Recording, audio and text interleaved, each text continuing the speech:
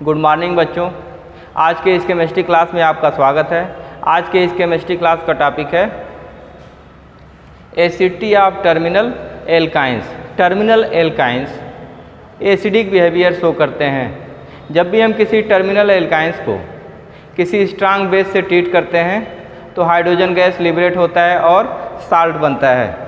देखिए, एसिटिलीन को सोडामाइड के साथ ट्रीट करते हैं।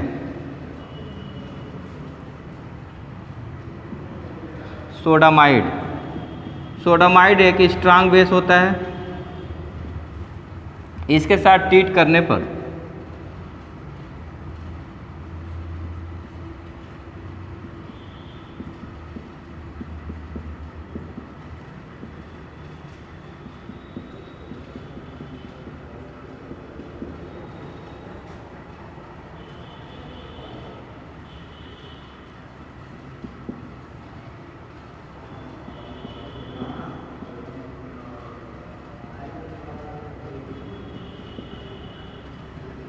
एसिटिलीन को सोडामाइड स्ट्रांग बेस के साथ ट्रीट करने पर सोडियम एसिटिलाइड साल्ट के रूप में प्राप्त होता है और अमोनिया गैस लिबरेट होती है। यही रिएक्शन एथिलीन के साथ कराने पर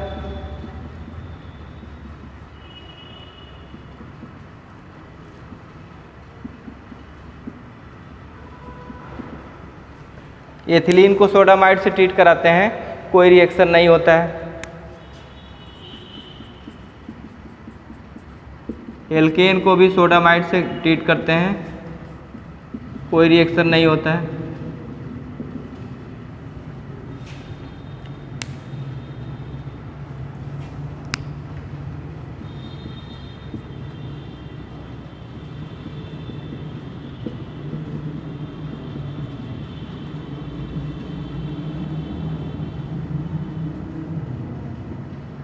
ब्यूटाइन 2 को सोडामाइड से ट्रीट कराते हैं, यहाँ भी कोई रिएक्शन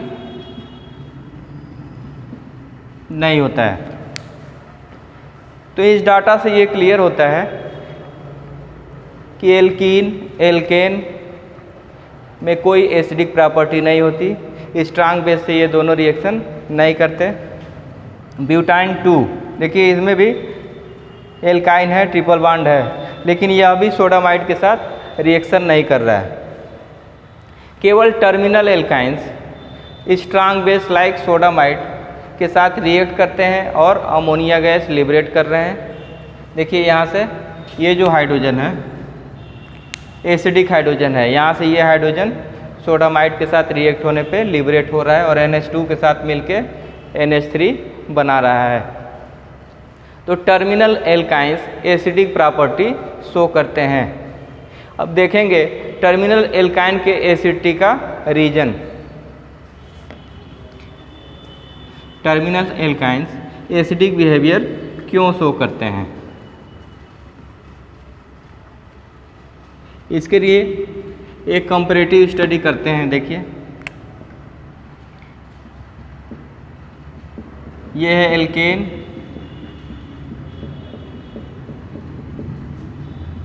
ये एल्कीन,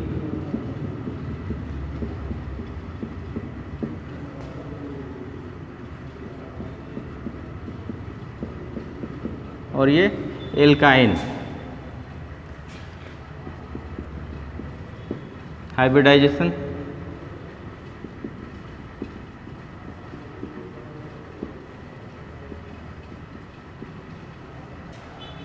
इस कार्बन एटम पर हाइब्रिडाइजेशन क्या होगा। देखिए, number of sigma bond around this carbon 1 2 3 4 sigma bond है। sp3 hybridisation. इस कार्बन पर देखिए नंबर ऑफ सिग्मा बॉन्ड कितने हैं, 1 2 3 सिग्मा बॉन्ड है। That means hybridisation would be sp2 और हियर 1 and 2 सिग्मा बॉन्ड है, hybridisation is sp। S character देखते हैं, एस करेक्टर यहाँ देखिए टोटल कितने ऑर्बिटल इन्वॉल्व हैं, 4 ऑर्बिटल इन्वॉल्व हैं। इन 4 ऑर्बिटल में s ऑर्बिटल कितना है 1, तो इन 4 s orbital is 1 and in 100 it will be 25%. In 3 s orbital is 1 and in 100 it will be 33.33%. In 2 1 orbital is s and in 100 s orbital percentage would be 50%. तो hybridisation यहाँ sp3 है, यहाँ hybridisation sp2 और यहाँ hybridisation sp. s character sp3 hybridisation में 25%, sp2 hybridisation में 33.33% और sp hybridisation में 50%. तो s करेक्टर क्लियर हो गया होगा. s करेक्टर कैसे काउंट किया आपने? यहाँ देखिए टोटल ऑर्बिटल कितने हैं, 4 हैं, 1 s and 3 p. Out of 4 s is 1. That means out of 100 s will be 25. In 3 s is 1. Total orbital is 3. In out of 3 s is 1. That's why out of 100 s will be 33.33. Total orbital is 2.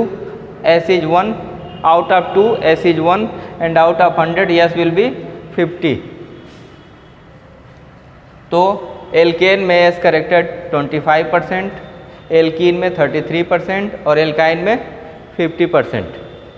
इतना आपको clear हो गया होगा. इसके बाद देखते हैं S character होता क्या है. Size of S orbital is very small. S orbital की साइज वेरी स्मॉल होती है और इस स्मॉल साइज के कारण जिस कंपाउंड में एस करेक्टर अधिक होता है उस बॉन्ड की लेंथ स्मॉल हो जाती है. सपोज दैट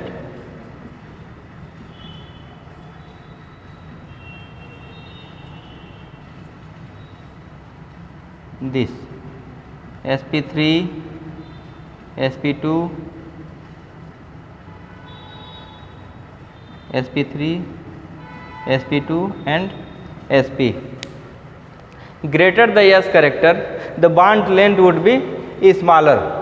s character जितना बढ़ेगा bond length की साइज उतनी ही छोटी हो जाएगी. कह सकते हैं कि s character is proportional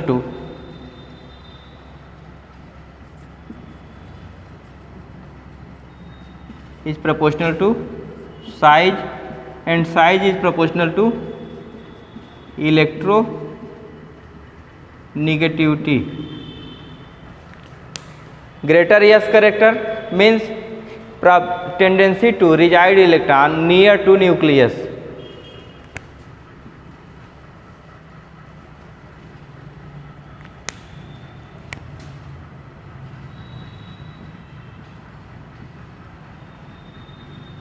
S character means tendency of shared electron reside near nucleus. जितना ज़्यादा S करेक्टर होगा वह इलेक्ट्रॉन या वह शेयर्ड इलेक्ट्रॉन न्यूक्लियस के उतना ही करीब होगा, उतना ही पास होगा. और यही इलेक्ट्रोनेगेटिविटी की भी डिफिनीशन होती है. इलेक्ट्रोनेगेटिविटी क्या होता है? Electron holding capacity, and that is electronegativity.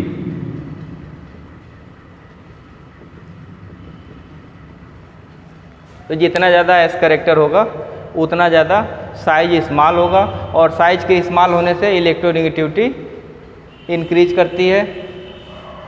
तो इस कार्बन की इलेक्ट्रोनेगेटिविटी एस करेक्टर अधिक होने के कारण बढ़ जाती है. इस कारण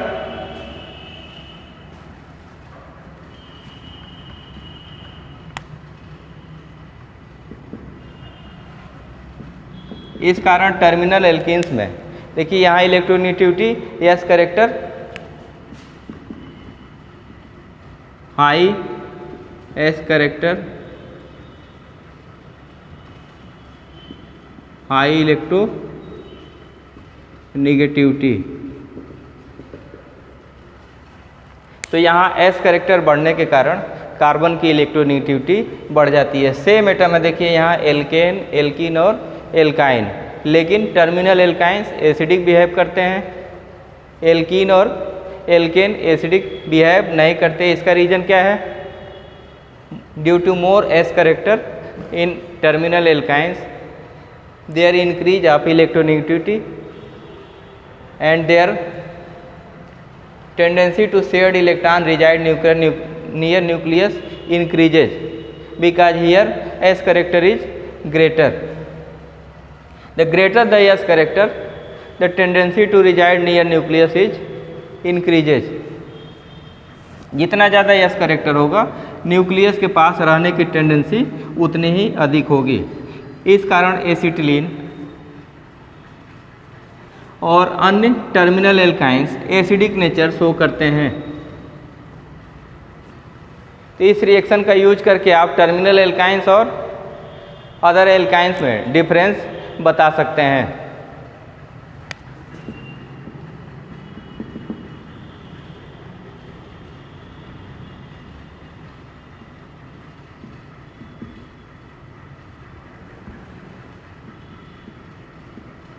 Compound A, question is compound A is treated with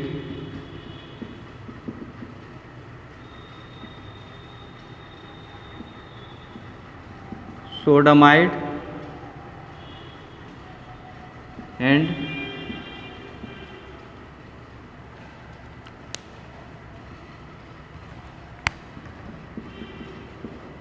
hydrocarbon. A is treated with sodamide and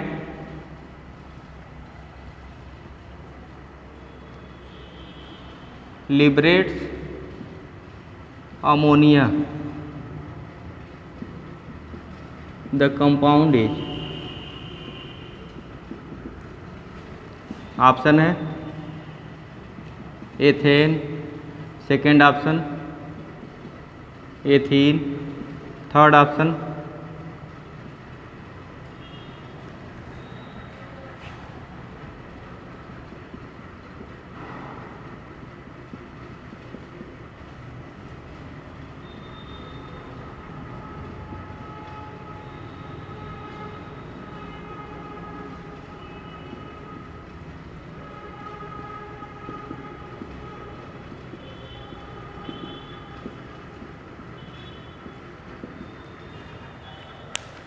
देखिए question, hydrocarbon A is treated with sodium amide and liberates ammonia. The compound A is what? Option है ethane, ethyne, butyne 2 and butyne 1. अभी हमने देखा था कि terminal alkynes acidic behaviour show करते हैं और स्ट्रांग बेस लाइक सोडामाइड के साथ अमोनिया लिबरेट करते हैं. देखिए एथेन लिबरेट नहीं करेगा, एथीन भी नहीं करेगा, ब्यूटाइन 2 देखिए ये एल्काइंस तो है लेकिन टर्मिनल एल्काइन नहीं है, ये भी लिबरेट नहीं करेगा. और यहाँ देखिए ब्यूटाइन 1 ये टर्मिनल एल्काइन है. यहाँ ये जो हाइड्रोजन होता है एसिडिक नेचर होता है. एसिडिक नेचर क्यों होता है? इस कार्बन पर एस करेक्टर अधिक होने के कारण इसकी इलेक्ट्रोनेगेटिविटी बढ़ जाती है और हाई इलेक्ट्रोनेगेटिविटी के कारण इस कार्बन हाइड्रोजन बॉन्ड के इलेक्ट्रॉन कार्बन के पास आ जाते हैं और यहाँ से H+ ईजिली रिमूव हो जाता है. तो इस प्रकार हमने देखा acidity of terminal alkynes and their reason. अब हम देखेंगे acidity of carboxylic acid and alcohol. Acidity of carboxylic acid and alcohols.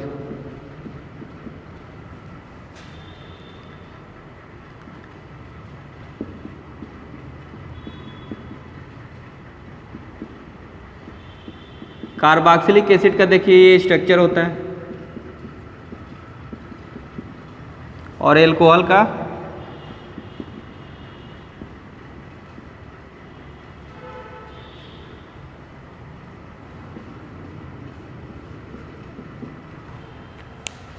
Carboxylic acid का स्ट्रक्चरल फार्मूला ये है और एल्कोहल का ये है। देखिए यहाँ भी OH बॉन्ड है और यहाँ कार्बोक्सिलिक एसिड और एल्कोहल दोनों में हाइड्रॉक्साइड ग्रुप प्रेजेंट है, लेकिन carboxylic acid acidic behaviour show करता है और एल्कोहल एसिडिक बिहेवियर शो नहीं करता है। Carboxylic acid react with sodium bicarbonate and liberates CO2 gas with effervescence। Carboxylic acid sodium bicarbonate के साथ रिएक्ट करके कार्बन डाइऑक्साइड गैस लिबरेट करती है और इफरवेसेंस बुदबुदाहट के साथ कार्बन डाइऑक्साइड गैस रिलीज करती है। But alcohol does not react with sodium bicarbonate solution. Carboxylic acid में भी OH ग्रुप है और एल्कोहल में भी OH ग्रुप है, लेकिन कार्बोक्सिलिक एसिड सोडियम बाइकार्बोनेट के साथ रिएक्ट करके साल्ट बनाता है और CO2 गैस लिबरेट करता है, लेकिन एल्कोहल यह रिएक्शन नहीं देता है। आइए हम इसको समझेंगे कि ऐसा क्यों होता है। कौन से एसिड सोडियम बाइकार्बोनेट के साथ रिएक्ट करके, तो देखिए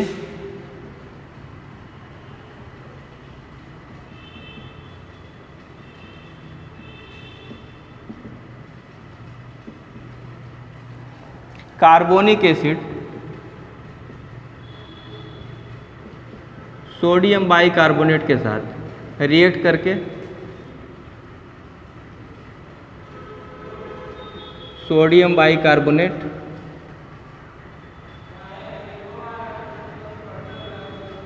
और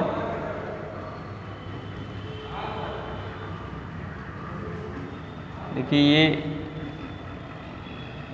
सोडियम बाइकार्बोनेट बनाता है और CO2 गैस लिबरेट करता है। ये कार्बोनिक एसिड का फार्मूला है। सोडियम बाइकार्बोनेट के साथ रिएक्शन होता है और सोडियम बाइकार्बोनेट के साथ रिएक्ट करके ये सोडियम कार्बोनेट बनता है Na2CO3 and 2CO2 plus H2O। तो केवल वे एसिड जो कार्बोनिक एसिड से स्ट्रांग एसिड होते हैं वो सोडियम बाइकार्बोनेट के साथ रिएक्ट करके सोडियम कार्बोनेट बनाते हैं और CO2 गैस लिबरेट करते हैं। कार्बोनिक एसिड एक स्टैंडर्ड है, इससे अगर एसिड वीक है तो सोडियम बाइकार्बोनेट के साथ रिएक्शन नहीं करेगा। तो एक जनरल कॉन्सेप्ट बना लीजिए, केवल वे कंपाउंड जिनकी acidity only those compound liberate CO2 with sodium bicarbonate solution which is stronger acid than carbonic acid। Carbonic acid और कार्बोनिक एसिड से स्ट्रांगर कंपाउंड सोडियम बाइकार्बोनेट के साथ रिएक्ट करके CO2 देते हैं। अगर कार्बोनिक एसिड से एसिडिटी कम है तो उस केस में सोडियम बाइकार्बोनेट के साथ वह कंपाउंड रिएक्ट नहीं करेगा और एसिडिक नेचर शो नहीं करेगा या सोडियम साल्ट नहीं बनाएगा। अब हम देखते हैं कार्बोक्सिलिक एसिड एसिडिक नेचर कैसे शो करते हैं। कार्बोक्सिलिक एसिड H+ रिलीज करके कार्बोक्सिलेट आयन देते हैं। हियर कार्बोक्सिलिक एसिड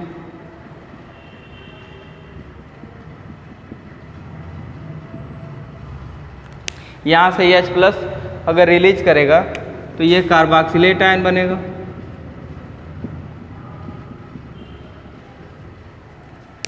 यह बना हुआ कार्बोक्सिलेट आयन रिजोनेंस के द्वारा स्टेबलाइज्ड है। देखिए ये इलेक्ट्रॉन यहाँ शिफ्ट करते हैं, ये बांड डबल हो जाता है और कॉन्सिक्वेंटली ये बांड यहाँ शिफ्ट करते हैं। अब यहाँ पे तो जो बांड सिंगल बांड था वो डबल हो गया, और जो डबल बांड था वो सिंगल हो गया। इस स्ट्रक्चर में इस ऑक्सीजन पर निगेटिव चार्ज है और इस स्ट्रक्चर में इस ऑक्सीजन पर निगेटिव चार्ज है। तो दोनों स्ट्रक्चर में देखते हैं कि एक जगह जहाँ फर्स्ट स्ट्रक्चर में सिंगल बांड है, दूसरे स्ट्रक्चर में डबल बांड है, और इस स्ट्रक्चर में इस ऑक्सीजन पर निगेटिव है और इस स्ट्रक्चर में इस ऑक्सीजन पर निगेटिव है। तो इन दोनों स्ट्रक्चर का रिजोनेंस हाइब्रिड स्ट्रक्चर बनाएंगे।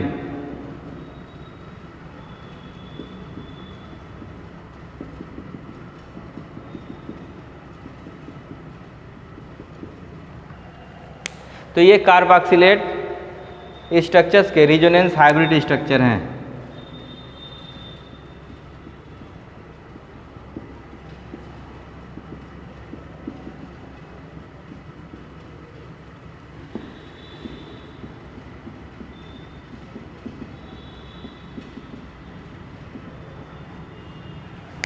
तो कार्बोक्सिलेट आयन H+ रिलीज करके कार्बोक्सिलेट आयन देता है और यह कार्बोक्सिलेट आयन रिजोनेंस स्टेबलाइज्ड होता है। रिजोनेंस के कारण इसको स्टेबिलिटी प्राप्त होती है। देखिए ये दोनों रिजोनेटिंग स्ट्रक्चर हैं और इन दोनों रिजोनेटिंग स्ट्रक्चर का रिजोनेंस हाइब्रिड स्ट्रक्चर ये है। रिजोनेंस हाइब्रिड स्ट्रक्चर से क्लियर है कि कार्बन ऑक्सीजन दोनों तरह के ये कार्बन ऑक्सीजन बॉन्ड एक ही नेचर के हैं और दोनों oxygen half negative charge carry कर रहे हैं। इस पर एक क्वेश्चन रहता है,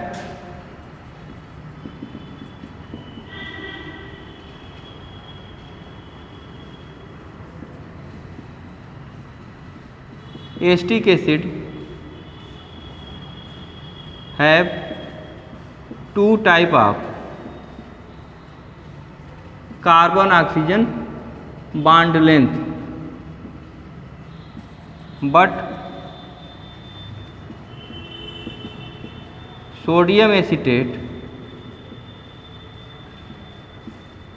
have only 1 type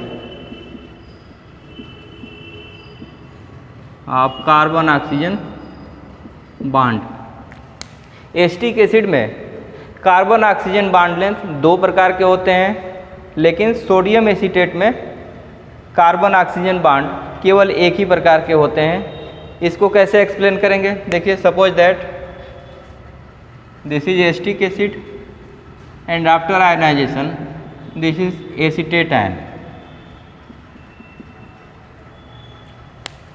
ये देखिए एसीटेट आयन, सोडियम एसीटेट में ये एसीटेट आयन प्रेजेंट होते हैं और ये एसीटेट आयन रिजोनेंस स्टेबलाइज होते हैं, रिजोनेंस के द्वारा एक दूसरे में कन्वर्ट होते हैं। और देखिए ये रिजोनेंस हाइब्रिड स्ट्रक्चर है।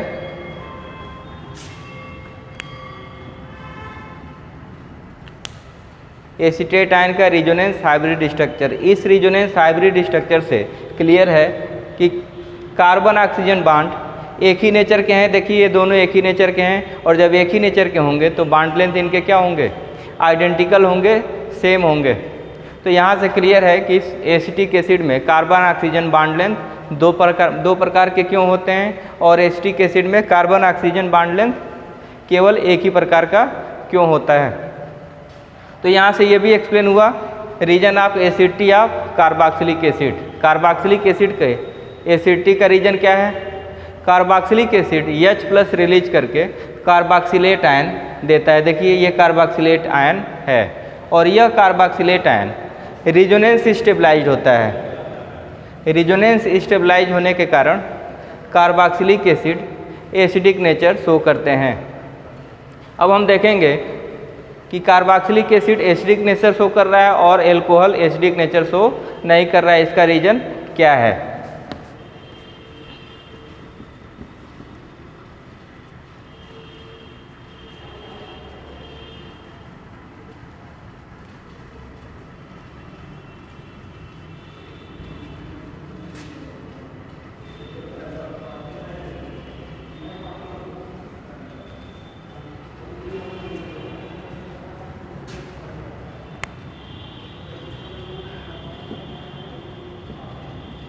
अब एल्कोहल को देखिए, एक सिंपल एल्कोहल लेते हैं, एथिल एल्कोहल C2H5OH। इसका स्ट्रक्चर देखिए, एथिल एल्कोहल का स्ट्रक्चर ये है।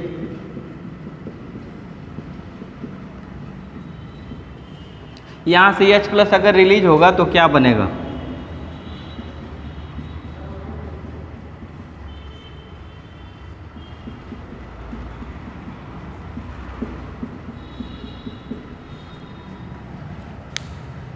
देखिए एथॉक्साइड आयन है,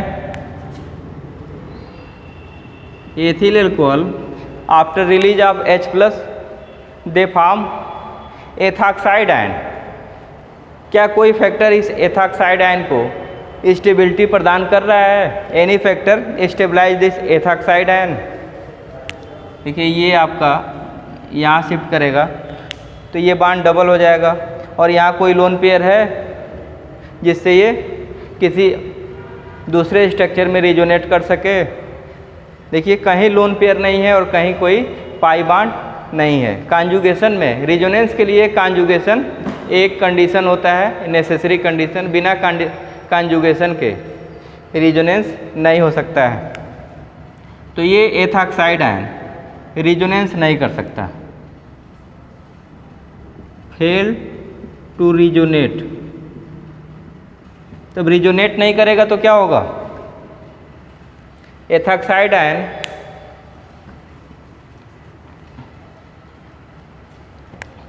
this ethoxide ion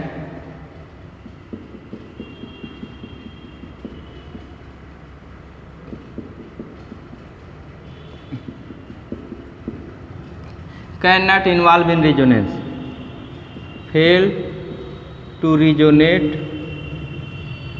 That's why this ethoxide ion is very unstable। तो एल्कोहल H+ देने के फलस्वरूप एल्कोक्साइड आयन देते हैं और यह एल्कोक्साइड आयन रिजोनेंस शो नहीं कर सकते, रिजोनेंस में इन्वॉल्व नहीं हो सकते। इस कारण ये एथॉक्साइड आयन बहुत ही अनस्टेबल होता है और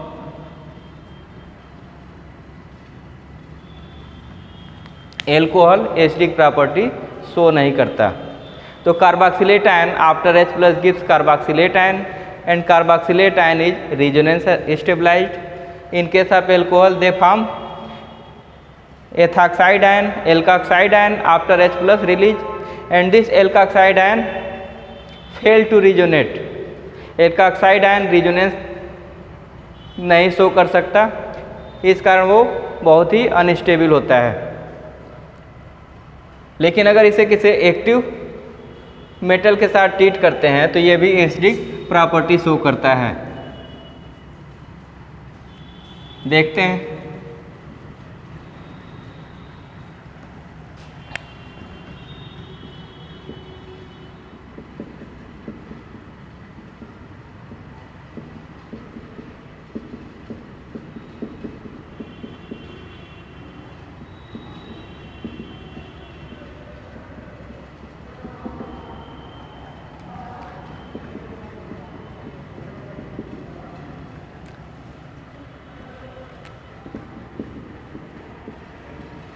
तो जब भी किसी एल्कोहल को किसी एक्टिव मेटल से ट्रीट कराते हैं तो सोडियम एल्काक्साइड आयन मिलते हैं, और इस सोडियम एल्काक्साइड की स्टेबिलिटी डिफाइन करती है एल्कोहल की एसिडिटी।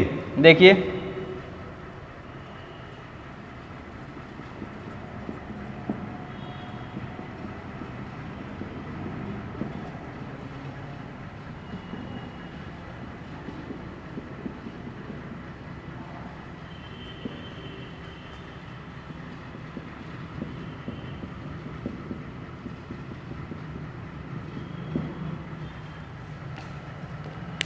अब इतने एल्काक्साइड आयन हम लेते हैं,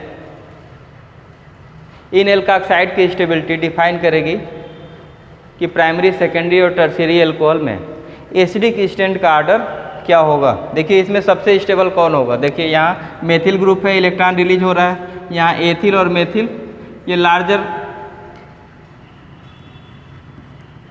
इलेक्ट्रॉन रिलीजिंग ग्रुप,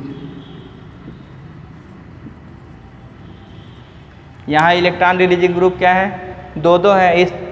इस माइनस चार्ज को ये इलेक्ट्रॉन रिलीजिंग ग्रुप और ज़्यादा इंटेंसिफाई करेगा, और चार्ज इंटेंसिफिकेशन से स्टेबिलिटी डिक्रीज होती है। Stability proportional to neutral character. तो देखेंगे सबसे ज़्यादा न्यूट्रल कौन है। तो देखिए ये methoxide ion, ethoxide ion, आइसोप्रोपाक्साइड ion और टर्शियरी ब्यूटॉक्साइड आयन। यहाँ देखिए दो electron releasing group,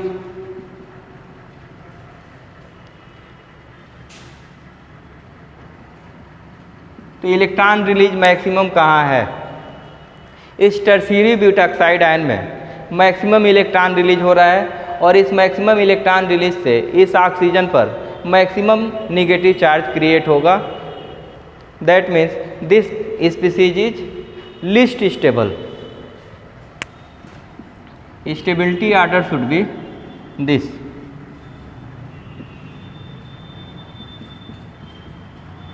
decreasing order of stability.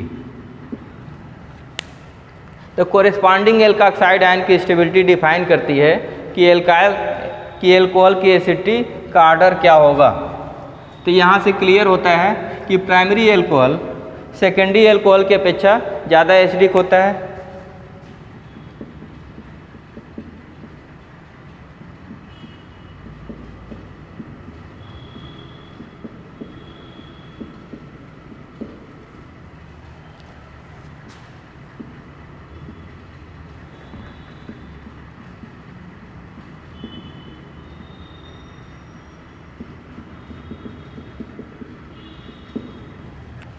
तो मेथिल एल्कोहल की स्टेबिलिटी प्राइमरी एल्कोहल से अधिक होती है, प्राइमरी एल्कोहल की स्टेबिलिटी सेकेंडरी से, और सेकेंडरी की टर्शियरी से ज़्यादा स्टेबल होती है। तो इस प्रकार हमने देखा acidity of carboxylic acid, acidity of alcohols. आज के इस क्लास में बस इतना ही। बच्चों आपको आज का ये वीडियो कैसा लगा अपने कमेंट द्वारा हमें बताइएगा। अगर अच्छा लगे तो लाइक का बटन ज़रूर दबाइएगा।